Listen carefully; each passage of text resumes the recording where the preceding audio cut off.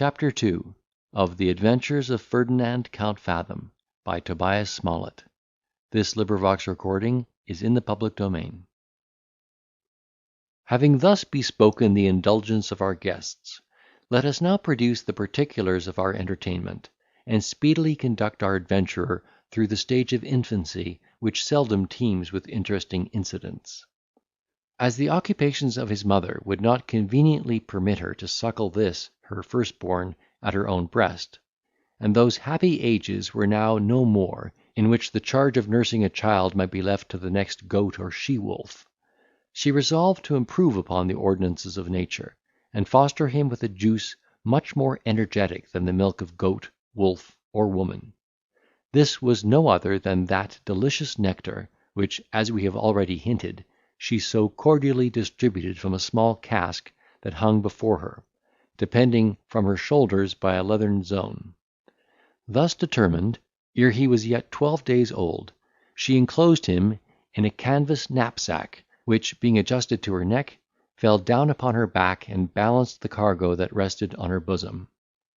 There are not wanting those who affirm that, while her double charge was carried about in this situation, her keg was furnished with a long and slender flexible tube, which, when the child began to be clamorous, she conveyed into his mouth, and straight he stilled himself with sucking.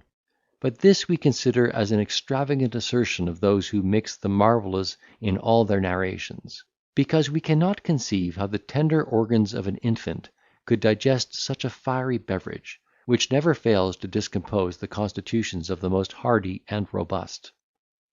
We therefore conclude that the use of this potation was more restrained, and that it was with simple element diluted into a composition adapted to his taste and years.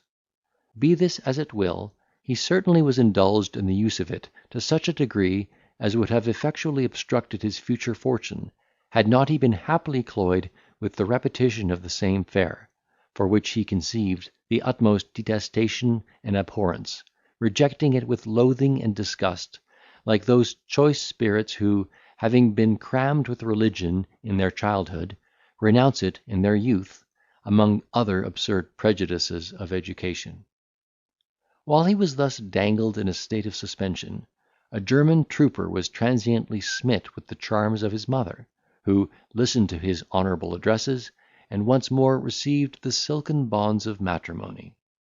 the ceremony having been performed as usual at the drumhead. The lady had no sooner taken possession of her new name, than she bestowed it upon her son, who was thenceforward distinguished by the appellation of Ferdinand de Fathom.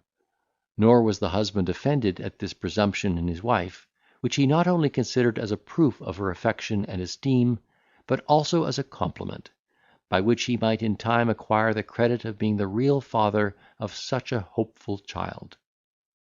Notwithstanding this new engagement with a foreigner, our hero's mother still exercised the virtues of her calling among the English troops, so much was she biassed by that laudable partiality which, as Horace observes, the natale solum generally inspires. Indeed, this inclination was enforced by another reason, that did not fail to influence her conduct in this particular. All her knowledge of the High Dutch language consisted in some words of traffic absolutely necessary for the practice of hex vocation, together with sundry oaths and terms of reproach, that kept her customers in awe; so that, except among her own countrymen, she could not indulge that propensity to conversation for which she had been remarkable from her earliest years. Nor did this instance of her affection fail of turning to her account in the sequel. She was promoted to the office of cook to a regimental mess of officers, and before the peace of Utrecht was actually in possession of a Stutling tent pitched for the accommodation of the gentlemen in the army. Meanwhile, Ferdinand improved apace in the accomplishments of infancy. His beauty was conspicuous, and his vigour so uncommon, that he was with justice likened unto Hercules in the cradle. The friends of his father-in-law dandled him on their knees, while he played with their whiskers, and, before he was 13 months old, taught him to suck brandy impregnated with gunpowder through the touch-hole of a pistol.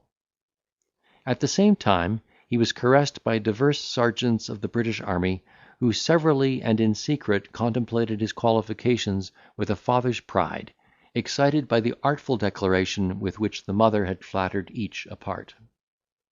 Soon as the war was, for her unhappily, concluded, she, as in duty bound, followed her husband into Bohemia, and his regiment being sent into garrison at Prague, she opened a cabaret in that city, which was frequented by a good many guests of the Scotch and Irish nations, who were devoted to the exercise of arms in the service of the Emperor.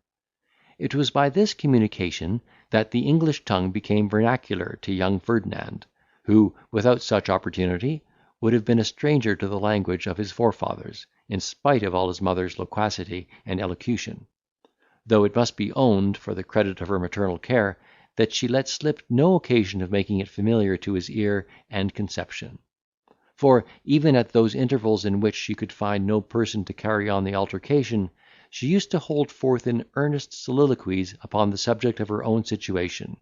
giving vent to many opprobrious invectives against her husband's country, between which and Old England she drew many odious comparisons;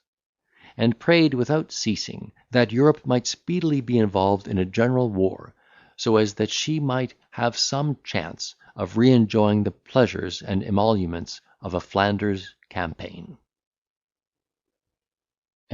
Chapter 2.